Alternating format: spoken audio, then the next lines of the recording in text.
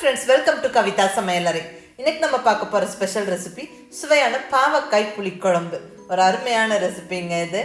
இங்க நல்ல இந்த பாவக்காய் புளிக்குழம்பு கசப்பெல்லாம் இல்லாம ரொம்ப டேஸ்டா இருக்கும். இது எங்க ஊர் ஸ்டைல் ரெசிபி, எங்க கோயம்புத்தூர் ஸ்டைல் ரெசிபி இது. இங்க நல்ல ஃப்ரெஷ்ஷா மசாலா வறுத்து அரைச்சு அதுல புளிக்குழம்பு பாவக்காய் புளிக்குழம்பு செய்ய போறோம். சூப்பரா இருக்குங்க. கண்டிப்பா ஒரு வாட்டி ட்ரை பண்ணி பாருங்க. ரொம்ப டேஸ்டா இருக்கும். சாப்பிட்டவங்க கண்டிப்பா திரும்ப கேட்டு வாங்கி சாப்பிடுவாங்க. அந்த அளவுக்கு சுவையா இருக்கும். ட்ரை பண்ணி பார்த்துட்டு எப்படி இருந்துச்சுன்னு சொல்லுங்க. இப்போ வாங்க ரெசிபி எப்படின்னு பார்க்கலாம்.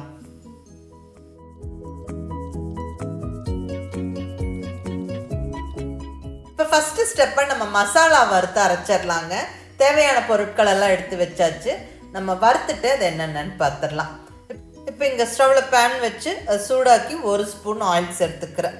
அதில் ஃபஸ்ட்டாக 1 டேபிள் ஸ்பூன் அளவுக்கு வர கொத்தமல்லி, 1 டீஸ்பூன் சீரகம், 1/2 டீஸ்பூன் மிளகு. இதனால 1 நிமிஷம் வறுத்து விட்டுறலாங்க. நம்ம சேர்க்கிற ட்ரை ஸ்பைசஸ் எல்லாம் நல்ல வாசனை வர வரைக்கும் வறுத்து விடணும். இப்போ இதில் 6 வரமிளகாய் சேர்த்துக்கிறேன். நல்ல காரமான மிளகாய். நீங்கள் உங்களுடைய டேஸ்ட்டுக்கு தகுந்த மாதிரி சேர்த்துக்கங்க. பட் புளிக்குழம்புக்கெல்லாம் கொஞ்சம் காரம் தூக்கலாக இருந்தால் தான் சூப்பராக இருக்கும். இப்போ இதில் 1/2 டீஸ்பூன் வெந்தயம், 1/2 டீஸ்பூன் பெருங்காயப்பொடி சேர்த்துக்கிறேன். நல்ல வாசனையாக இருக்கும், ரொம்ப டேஸ்ட்டு கொடுக்கும். மிஸ் பண்ணாமல் சேர்த்துக்கங்க இந்த வெந்தயம் பெருங்காயப்பொடியெல்லாம்.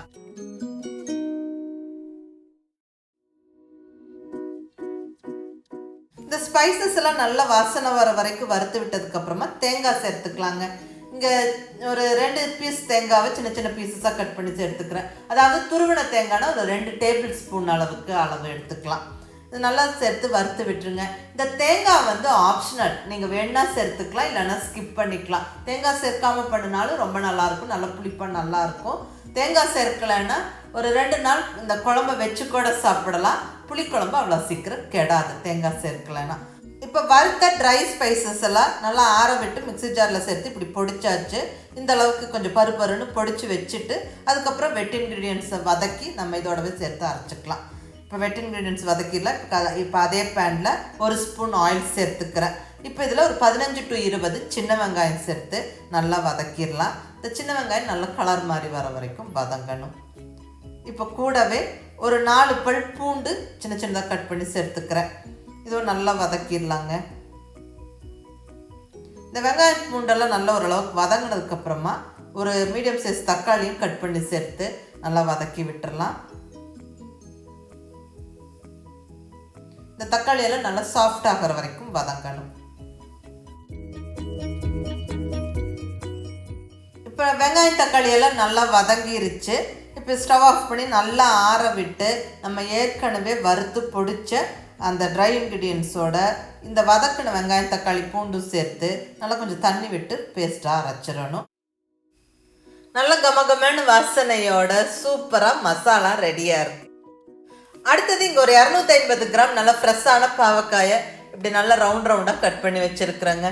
இதை நல்லா வதக்கிட்டு நம்ம குழம்புல சேர்க்கும் போது ரொம்ப நல்லாயிருக்கும். டேஸ்ட்டு பெருசாக கசப்பு இருக்காது. ஸோ ஃபஸ்ட்டு நல்லா இதை வதக்கிடலாம். இப்போ நம்ம வெங்காயம் தக்காளியெல்லாம் வதக்குன்னு இப்போ அதே பேனில் இன்னொரு 2 ஸ்பூன் ஆயில் சேர்த்துக்கிறேன். இதில் நம்ம கட் பண்ணி வச்சுருக்கிற பாவக்காய்களை சேர்த்து விட்டு நல்லா ஒரு 4-5 நிமிஷம் வதக்கி விட்டுறலாம். ஸ்டவ்வை கண்டிப்பாக மீடியம் ஃப்ளேமில் வச்சு விட்டுட்டு வதக்குங்க. இந்த எண்ணெயில் ஃப்ரை ஆகி நல்லா வறுபடணும் இந்த பாவக்காய். ஸோ கொஞ்சம் பொறுமையாக வறுத்து விடுங்க.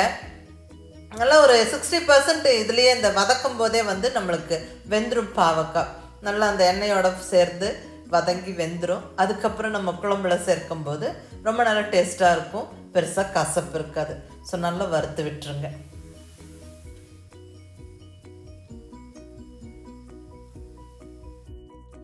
பாவக்காய் நல்லா கலர் மாதிரி நல்லா வதங்கிருச்சு. பாவக்காய் ரெடி. அடுத்தது குழம்பு தாளிச்சிடலாம். அதுக்கு முன்னாடி புளியோட அளவு பார்த்துடலாங்க. இங்கே நல்ல ஒரு பெரிய நெல்லிக்காய் சைஸ் புளி, அதாவது ஒரு சின்ன எலுமிச்சம்பழம் சைஸ் புளின்னு சொல்லலாம்.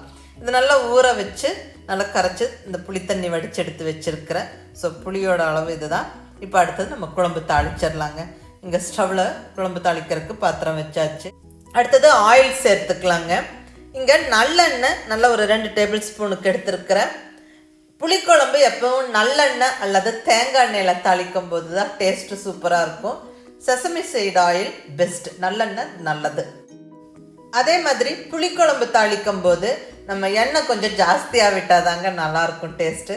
ஸோ நல்லா கொஞ்சம் தாராளமாகவே எண்ணெய் விட்டுக்கோங்க. இப்போ இதில் ஒரு 1/4 ஸ்பூன் வெந்தயம் சேர்த்துக்கிறேன் ஃபஸ்ட்டு. அது நல்லா பொரிஞ்சதுக்கப்புறம் நல்லா ஒரு 4-5 ஃப்ரெஷ்ஷான கருவேப்பிலை, 2 வரமிளகாய், 4 சின்ன வெங்காயம் சின்ன சின்னதாக கட் பண்ணினது, கூடவே ஒரு 2-3 பல் பூண்டு சின்ன சின்னதாக கட் பண்ணி சேர்த்து நல்லா வதக்கி விட்டுறலாம்.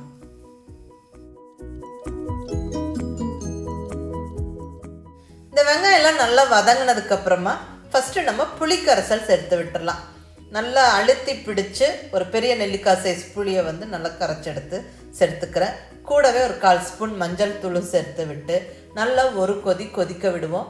அந்த புளிக்கரைசலோட பச்சை வாசனை போனதுக்கப்புறமா நம்ம மசாலா சேர்த்து குழம்பு செய்யும்போது குழம்பு நல்ல வாசனையாக இருக்கும், ரொம்ப டேஸ்ட்டாக இருக்கும்.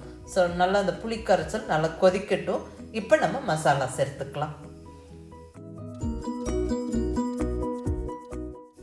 நம்ம வதக்கி அரைச்சி வச்சிருக்கிற மசாலா நல்லா சேர்த்து விட்டு கூடவே தேவையான அளவு தண்ணியும் சேர்த்துக்கலாம். அந்த மிக்ஸி ஜார்லேயே கொஞ்சம் தண்ணி விட்டு சேர்த்துக்கிறேன். உங்களுக்கு எந்த அளவுக்கு குழம்பு தேவையோ அதுக்கு தகுந்த மாதிரி தண்ணி விட்டுக்கோங்க. நல்லா கலந்து விட்டுட்டு இப்போ உப்பு சேர்த்து விட்டுறலாங்க. குழம்புக்கு தேவையான உப்பு. எப்பவும் புளிக்குழம்புக்கு கொஞ்சம் உப்பு காரமெல்லாம் ஜாஸ்தியாக தான் பிடிக்கும். ஸோ நீங்கள் பார்த்து உங்கள் டேஸ்ட்டுக்கு தகுந்த மாதிரி சேர்த்துக்கோங்க. இப்போ நல்லா ஒரு லிட்டு வச்சு க்ளோஸ் பண்ணி நல்லா ஒரு 2-3 நிமிஷம் கொதிக்க விடுவோங்க. நல்லா அந்த மசாலாவோட ரா ஃப்ளேவர் எல்லாம் போய் நல்ல குழம்பு வாசனை கமகமன்னு வந்ததுக்கப்புறம் இப்போ நம்ம வதக்கி வச்சிருக்கிற பாவக்காயை சேர்த்து விட்டுறலாம். நல்லா எல்லாம் ஒரு வாட்டி கலந்து விட்டுட்டு உப்பு காரம்லாம் செக் பண்ணி மறுபடியும் லிட்டு வச்சு க்ளோஸ் பண்ணி கொதிக்கிறதுக்கு விடணும். இப்போ ஸ்டவ்வை வந்து சிம்மில் வச்சு விட்டுருங்க. நல்லா ஒரு 7-8 நிமிஷம் கொதிக்கணும். குழம்பு நல்லா திக்காகி நல்லா அந்த எண்ணெய் பிரிஞ்சு வர வரைக்கும் நல்லா கொதிக்கணும். ஸோ நல்லா கொதிச்சு அந்த எண்ணெய் பிரிஞ்சு வந்துருச்சு. நல்ல கமகமன்னு வாசனையாக இருக்குது, பார்க்கவும் ரொம்ப அழகாக இருக்குது. இப்போ ஃப்ரெஷ்ஷான கருவேப்பிலை கொஞ்சம் போட்டு விட்டுட்டு கூடவே ஒரு 1/2 ஸ்பூன் பொடிச்ச வெல்லம் ஜாகரி சேர்த்துக்கிறேன். இது ஆப்ஷனல், வேணா சேர்த்துக்கங்க, இல்லைன்னா ஸ்கிப் பண்ணிக்கலாம். பட் இந்த புளிக்குழம்புக்கு நல்லா இந்த வெல்லம் சேர்க்கும்போது டேஸ்ட் ரொம்ப நல்லாயிருக்கும். உப்பு காரம் புளிப்பு கொஞ்சமாக ஒரு லைட்டாக ஒரு இனிப்பு சூப்பராக இருக்குங்க. ட்ரை பண்ணி பாருங்கள். அவ்வளோதாங்க, சுவையான பாவக்காய் குழம்பு ஜம்முன்னு ரெடி ஆயிருச்சு. ரொம்ப நல்ல டேஸ்ட்டாக இருக்கும், பெருசாக கசப்பு இருக்காது, ரொம்ப அருமையாக இருக்குங்க. நல்ல சுட சுட சாதத்தோட இந்த பாவக்காய் புளிக்குழம்பு, அப்பளம், நல்ல ஒரு உருளைக்கிழங்கு வறுவல் இருந்தால் சூப்பராக இருக்கும். கண்டிப்பாக ட்ரை பண்ணி பாருங்கள். ரொம்ப ஒரு சிம்பிள் ஈஸி ரெசிபி தான். பாவக்காய் ரொம்ப ரொம்ப ஹெல்தியானது. இந்த கசப்பு சுவையும் கண்டிப்பாக நம்ம அடிக்கடி சாப்பிடணும், ரொம்ப நல்லது உடம்புக்கு. கண்டிப்பாக மிஸ் பண்ணாமல் இந்த பாவக்காய் குழம்பு செஞ்சு பார்த்துட்டு எப்படி இருந்துச்சுன்னு உங்கள் ஃபீட்பேக் சொல்லுங்கள். பிடிச்சிருந்தா லைக் பண்ணி ஷேர் பண்ணி கமெண்ட் பண்ணுங்கள். கவிதா சமையலரை சப்ஸ்கிரைப் பண்ணி என்னோட மற்ற ரெசிபிஸும் வீடியோஸும் பாருங்கள். தேங்க்யூ.